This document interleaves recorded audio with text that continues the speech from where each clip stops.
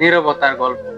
সবাই বলে পুরুষ হওয়া খুব সহজ, কিন্তু কেউ কি কখনো সেই পাহাড় সম নিঃশব্দ চাপের কথা ভেবেছে, যা একজন পুরুষ তার চৌড়া কাঁধে আজীবন বয়ে বেড়ায়? আমরা কাঁদতে শিখিনি, আমাদের শেখানো হয়েছে শক্ত হতে। আমাদের চোখের জল বালিশের কোণেই শুকিয়ে যায়, কিন্তু ঠোঁটের কোণে হাসিটা ঠিকই বজায় রাখতে হয়। দায়িত্ব মানে শুধু মাস শেষে কয়েকটা টাকা হাতে তুলে দেওয়া নয়।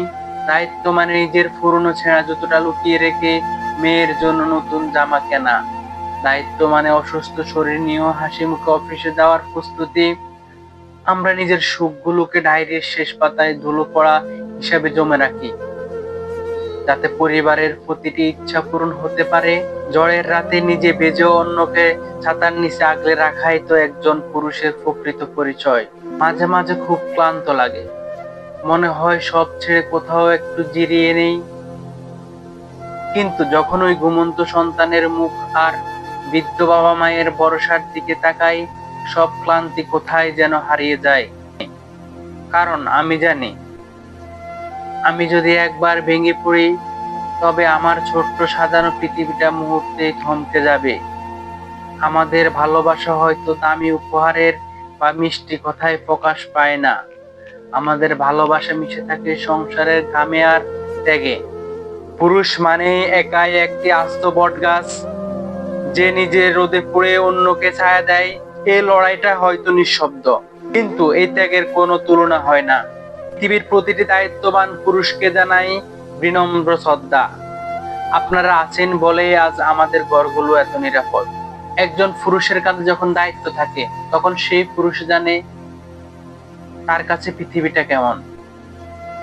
তিনি জানেন তার সন্তানের আবদার কিভাবে মেটাতে হয়, তিনি জানেন তার স্ত্রীর কিভাবে চাহিদাগুলা পূরণ করতে হয়, তিনি জানেন কিভাবে তার বাবা মাকে আগলে রাখতে হয়। তো আমরা একটা জামা না পাওয়ার আক্ষেপে, অভিমানে আমরা নিজেকে আত্মহরণ করি, যা মোটেই কোনোভাবে কাম্য নয়। হয়তো আপনার বাবা আপনাকে এই যে নতুন কোনো জামা কিনে দিতে পারে নাই, বা আপনাকে এমন জামা কিনে দিয়েছে যেটা আপনি চেয়েছেন কিন্তু সেরকম পাননি। তাই বলে বাবার উপর অভিমান করবেন না।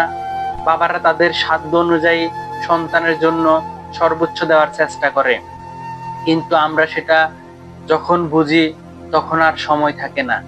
তাই ঈদের আগে আপনার বাবা, আপনার ভাই বা আপনার স্বামী আপনাদেরকে হয়তো আপনাদের চাহিদার তুলনায় সেভাবে আপনাদেরকে শপিং করে দিতে পারেনি।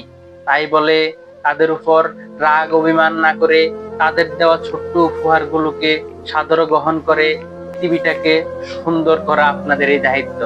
তাই ভিউয়ার্স, আমাদের এই ইউটিউব চ্যানেলে এই ধরনের ভিডিওগুলো আসবে, আপনারা অবশ্যই আমাদের ইউটিউব চ্যানেলটাকে সাবস্ক্রাইব দিয়ে রাখবেন। সবাই ভালো থাকবেন, দেখা হবে নতুন কোনো ভিডিওতে। সে পর্যন্ত আল্লাহ হাফেজ।